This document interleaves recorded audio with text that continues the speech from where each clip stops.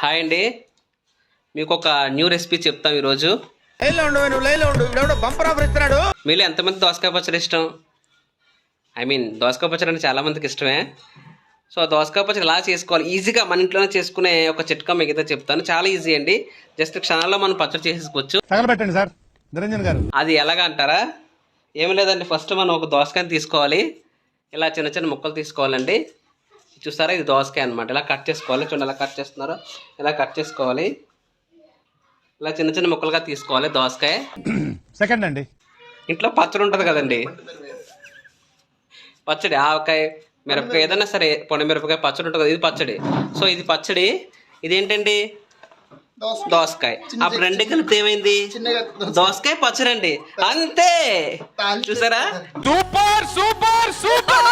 క్షణాల్లో తయారైపోయే దోసకాయ పచ్చడి మీ ముందుకి. ఏం లేదండి, దోసకాయ పక్కన ఒక పచ్చడి కలిపితే దోసకాయ పచ్చడి. మీరు కూడా ట్రై చేస్తారా?